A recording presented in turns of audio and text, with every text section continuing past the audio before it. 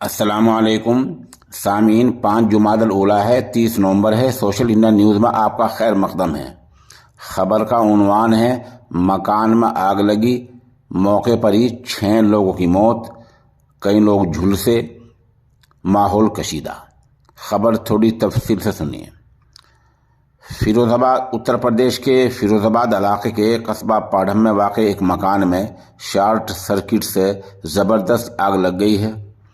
آگ کی زد میں آ کر گھر کے مکان مالک اور اہلیہ سمیت 6 لوگوں کی موت ہو گئی ہے۔ مرنے والوں میں 4 بچے بھی شامل ہیں۔ آگ پر قابو پانے میں کافی دیر لگ گئی ہے اور بتایا جا رہا ہے کہ دیر رات تک بھی آگ پر قابو نہیں پایا جا رہا تھا۔ لوگوں کا الزام یہ ہے کہ فائر بریگیڈ کی گاڑیاں کافی دیر سے پہنچی ہیں، اسی لیے لوگ وہاں بے قابو ہوئے ہیں۔ لوگوں میں اشتعال ہے اور لوگوں نے الزام لگایا کہ اگر وہاں فائر بریگیڈ کی گاڑیاں موقع پر پہنچ جاتی تو حادثے پر قابو پایا جا سکتا تھا۔ اطلاع ملتے ہی ڈی ایم اور ایس ایس پی اور شیخو آباد اور ادھر جسرانہ سرکل کی پولیس فورس کے ساتھ موقع پر پہنچے ہیں، جو حالات پر قابو پا رہے ہیں۔